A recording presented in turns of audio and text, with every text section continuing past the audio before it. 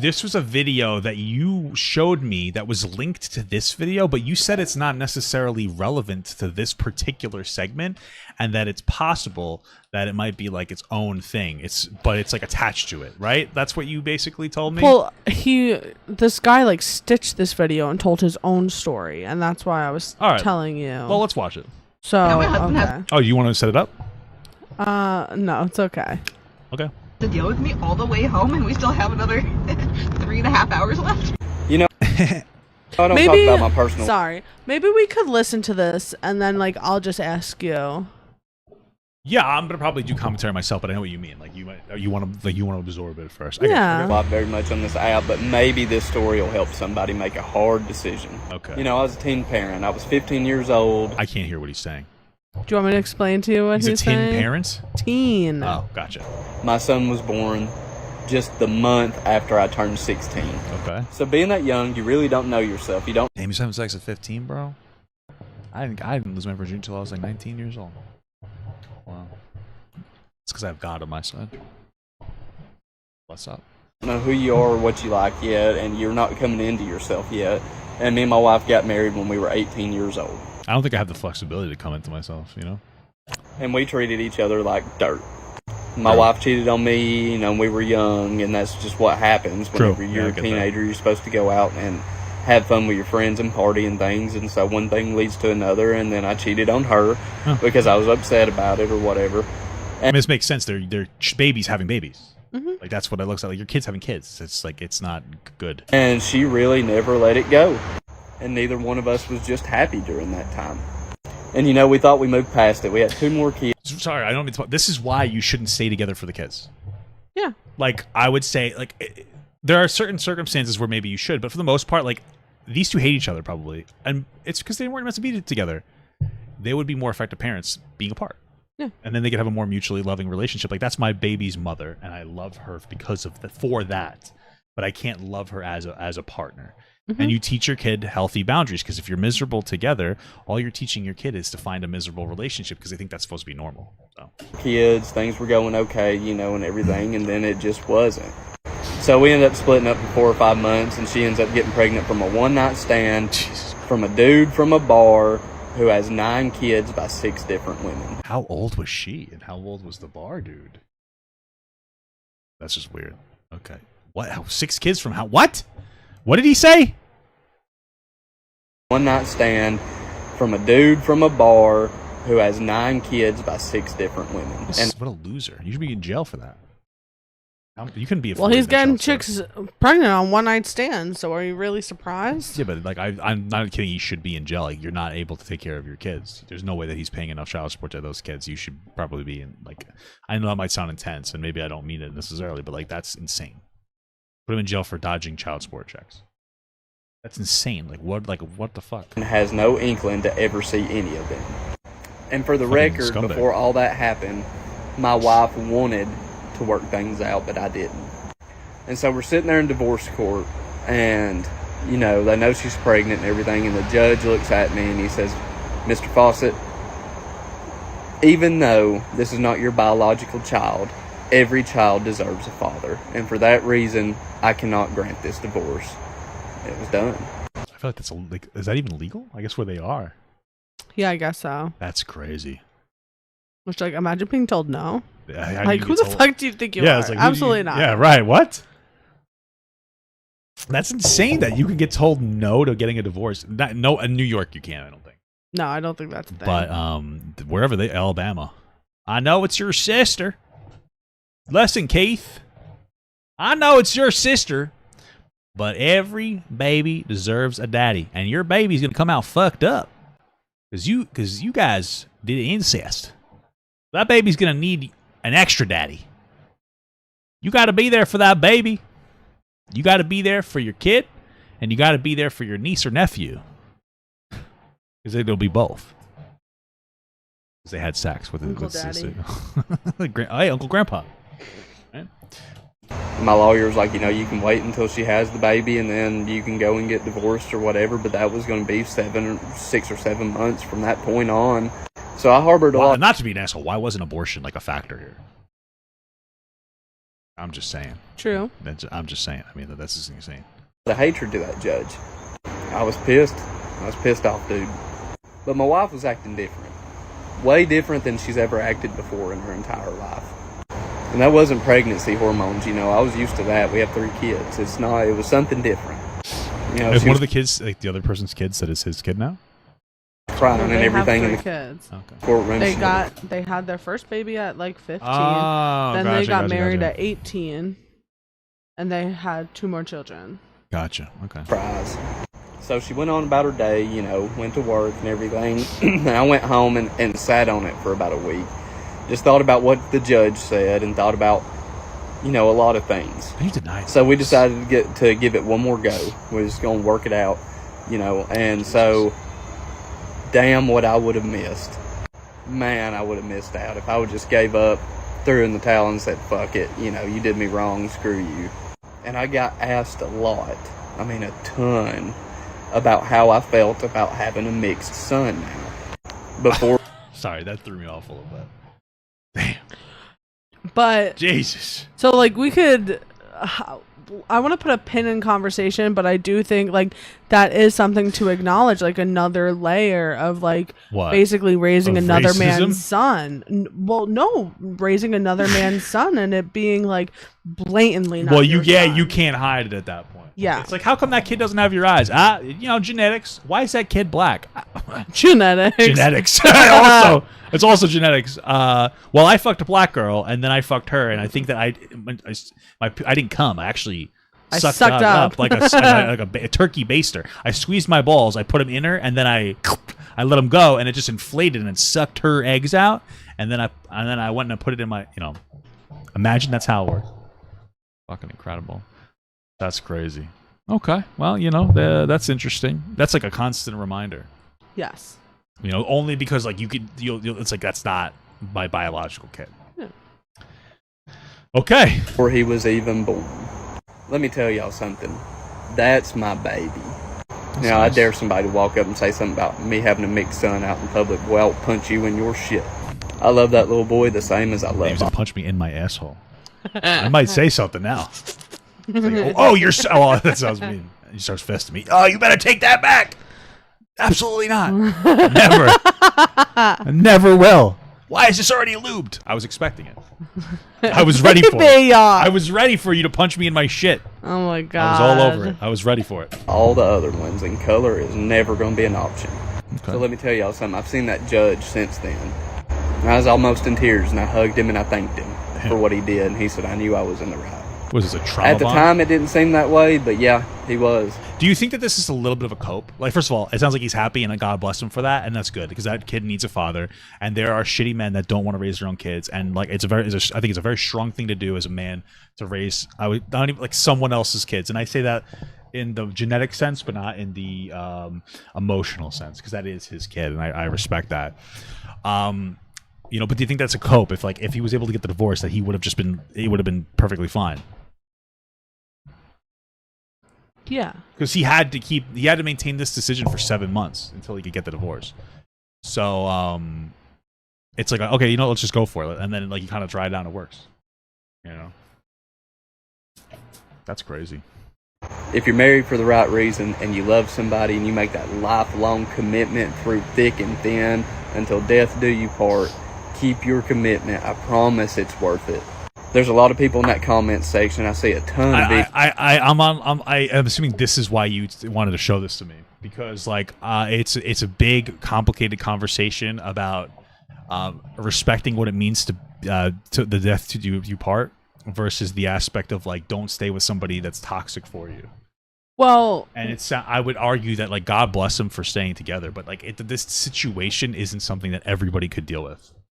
No, and that's why, and I think there's some left. I don't know what is left. There's a minute left. But that's why I was curious about you watching this, and even like if you would have watched this on your own channel, because like I respect like your like values and what it means to you to like be a man.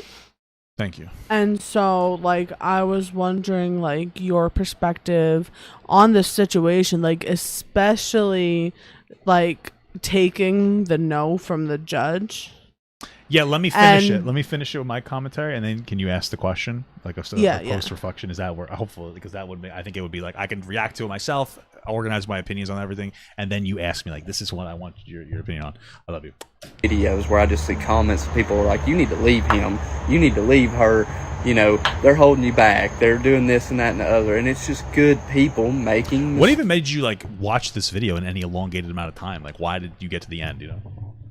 Why did you get through the first minute? Because it doesn't really, you know what I mean? Because you've showed me that couple before, and we're like, oh, I want to talk about them on stream. Gotcha. Okay. So I was like, okay, what does this have to do with them? Gotcha. Mistakes. Behaviors can change. Your soul is what doesn't change, and that's what you fall in love with. Your looks are going to fade. You're going to get old. You're going to get ugly. You're going to get fat. Bring it on, man, because when you fall in love... I already was. with somebody, you love their soul, and you love who they are and their heart. You don't love the looks. My wife just lucked out and got a little bit of bonus material, you feel me? If you got married and you loved them then, you still love them now. You're just in a weird place with each other, and you got some shit you need to work out, and you can do it. The grass ain't always greener, and never give up on the people that you love, because you never know what's waiting for you on the other side. Y'all be good people. Now my husband has to deal with. Okay.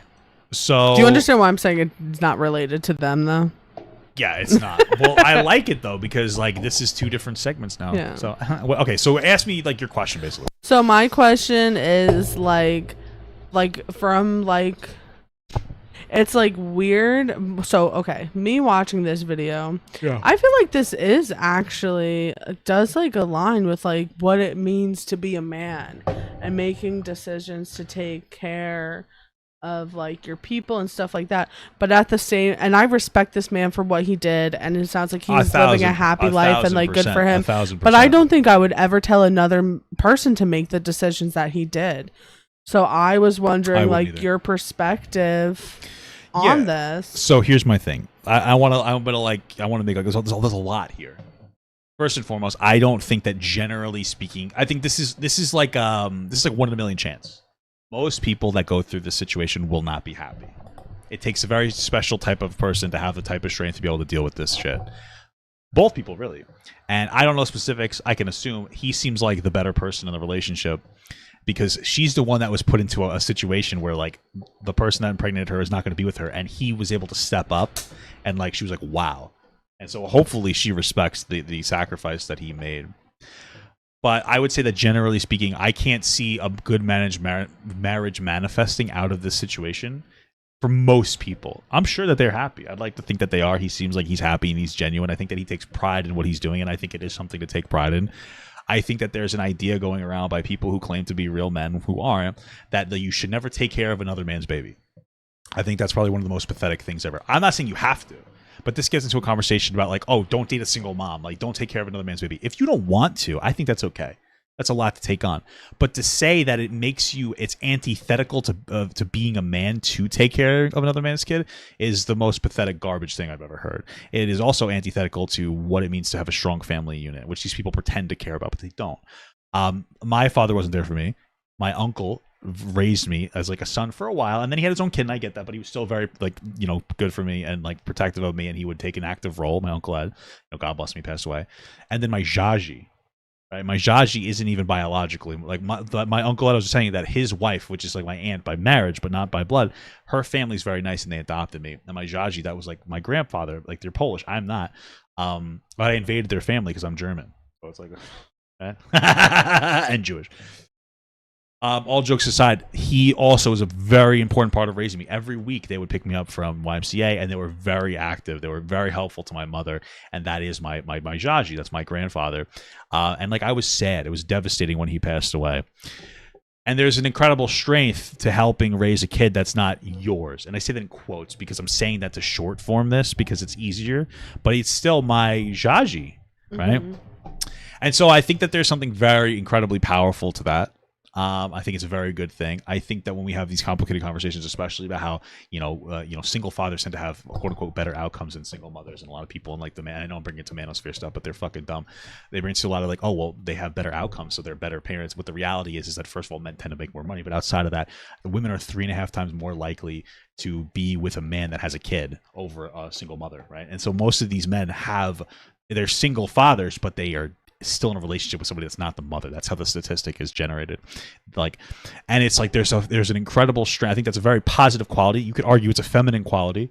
I think it's a very powerful quality to be there in place of another weak person, and it makes you additionally stronger. I value that very heavily, and like I will, and like we're having conversations with somebody in my family who's possibly might lose their kid at some point because they're not doing a very good job as a parent, and like we've already decided that we're going to take that kid and then fight for parental right, because like it's just the right thing to do. This family is very important, so I respect that. I don't know that most people would be able to tolerate it though, but that's kind of where I'm at with that. What? I didn't want to cut you off. No, go ahead. I'm sorry. I know I rambled. Go ahead. What do you think about his perspective of then saying, like, grass is always greener. If you love somebody, then you might just be in a different place where things are making you not love them just as much now, and like to basically stick it out. I think that I don't know if it's true. This is the thing. First of all, okay. Sorry, I have a lot of thoughts. I just need like a second. Okay. He's saying that like we both were in love, and then we fell in love, and we were always in love, but circumstances changed. First of all, I don't know if that's realistic. It might be. I think that there are ways that, like, especially if you're young, that you can grow out of love because you move in different places in your life. However, when I hear this, the first question is like, are you truly in love? And I would say not to them, but to anybody identifying with this story. Because I think that there's a lot of people who got married who didn't necessarily love the person that they were with, or they weren't in love with them. They might have loved them, but they weren't in love. These two may have been in love, and then they went down incongruent paths, and then everything led back, right? But then there are a lot of people like myself where I've loved other girls, but I've never been in love, because you don't know what being in love is until you are in love, which was us. And so, I would fight with this energy to keep you if we ever went down an incongruent path. But there's other girls that I could potentially have married, and I would have been miserable because I wasn't really in love. And so what I'm saying here is that if you're somebody that looks at this, the real first question, you're probably getting out of this of like, I should stick it out. The real first question is like, were you actually in love with somebody when you got married, or did you force the marriage partly because maybe you had bad parents that didn't love each other and you don't know what love is? That would be the first place that I would go. And if you truly think that you were in love and that you are in love and that life is just moving you out, then like I think it's worth an additional amount of effort to see if it still works out. Sure. But I think it's so situational. Like, how do you give specific advice to this? This is so specific. Yeah. I don't know if I could love you if you took a BBC. I'm just kidding. No, like if I listen, because you were a very loosey goosey man. What do you mean by that? Like, I mean, I'm a whore? Yes. Okay, sorry. And like, if some woman showed up and was like, "Hey, this is your kid," like, I don't know if that would exactly surprise me. Okay. Okay. But, and like, even that would be something very hard to cope with. Yeah, absolutely. Let alone being in a relationship and getting pregnant. Yeah, it's a hard thing. Mm-hmm. I get that. Practice safe sex, kids. Yeah. Just pull out. Just wear a condom. And don't pressure her to take it off, okay? Okay. But yeah, I know this was like a very heavy video, but I was just very curious of your opinion. So I think this was this was an intense one. I'm feeling very emotional right now. Just letting you know. Like, I don't need emotional consoling. You don't want me to touch you? Not that I don't want. Yeah, I think I want to. I think I don't want to be alone, but I think I'm like still stewing in emotion. I'm just letting you know that this made me a little emotional, but I don't want to show it right now. Does that make sense? But this was like an intense topic, but I liked it. It was very interesting. Am I able to ask you why? No, yeah, ask whatever you want to ask. Is I it just just don't feel because like we thinking touched. of like your own experience and I like the think men so. who are important to you? Yeah, I think so. It makes me a little bit. It's just too. There's a lot of stuff going on. There's a lot of emotions going on for me. So it's like I don't want to even parse through them because it makes me sad thinking about it. Yeah. That's why I don't even want to acknowledge that I'm emotional. But I'm letting you know that I'm a little shut off, emotional right now, and that after I appreciate that. After this, I might want pizza. Okay. We'll figure it out. I'm sorry. I didn't mean to That's like hit odd. you This in the is so bad. feels. I think I might cry. I'm actually very upset right now. My husband. This is like really upsetting to me. I'm so sorry. No, you don't have to be sorry. Sorry about that. Oh, I'm sorry. My No, it's love. okay. I liked the conversation. I think that when you asked me, you pushed me on a little, which I told you could. It made me a little more emotional. I love You're not you. doing anything wrong. I'm just letting you know. That's so sad. It does remind me of like there was a very positive and powerful male men in my life. You know, my uncle, my Jaji, and then like my scoutmaster was too. Like he was really good. I had a scout. He was a tough ass motherfucker. He was a ball busting motherfucker, and people didn't like him, but he was so respectful and loyal. I've talked about this before, but like, you know, my scoutmaster was in the troop, and he was similar to me. Like he would make a lot of inappropriate jokes and comments, and I'm better in public than he was better. You know what I mean? I know when to stop. But for him, people didn't like him, and I remember like one of the big things is like my mother was very active in the Cub Scouts, but not in the Boy Scouts until he was a little crazy, and so she became like the committee chair. And the interaction between him and my mother was like nothing but respectful. So he would make dirty jokes, and my mother would say, "Jim, you got to stop," and he'd say, "Oh, I'm sorry." That was it. But that was it. It was always well intentioned, and he respected her so much. And he was the kind of guy that went like above and beyond. He was a ball busting hard ass. And I remember one time he chewed me out because I made a disrespectful joke about religion. Funny enough, when we were on like a religious walk, and he pulled me aside, and he didn't yell. He put his hand on my shoulder and he just looked at me in the eye and said, "Listen, you don't have to believe anything you don't want, but you have to respect it." And in an assertive tone. And it resonated with me. It was a very powerful way to communicate. And like, you know, when I got hypothermia on a camp out, he pulled me out of the tent. He put me in his car. Every once in a while, he turned the car on for like 15 minutes, turned the heat on, and turn it off because it was cold weather camping. Very like a loyal guy. You know, he's a good guy. And it was a male role model to me. Very powerful. So when I look at like, you know, men who are willing to take that role, I mean, I respect it. I think it's a very positive thing. I respect it a lot. You know, and it resonates with me. And I think that that's a strength that is so absent from teachings of what it means to be a man. Because they'll say, like, you know, people in the manosphere and whatever other bullshit, they'll always say a man does what you need to do. They'll allude to that, right? They'll be like, a man is supposed to be strong and do what needs to happen. But then when it comes to raising potentially another man's baby, all of a sudden, oh, don't do that. And it's like, well, you know, you don't know. It doesn't mean you have to actively be the father. But like, if you're a coach at a school, or you're a teacher, or you know, you're a scoutmaster, or you're an uncle, or you're a grandfather, or you're a cousin, or you're this, or you're that, you can take and step up and have an additional role in that kid's life. It doesn't have to be the father, but doing more things, being more present, putting more emotional energy in where it wouldn't generally be expected, can end up having such a profoundly positive impact. And it's like that. It's so weird that strength is not valued. It's pathetic because I think it's pathetic because the reason that kid doesn't have a father in the first place is because their father is pathetic. Yeah. Right. And like there's a you know, sometimes, you know, you never know the positive impact that you could have on somebody without that. Right. And I think that like that's something I value tremendously.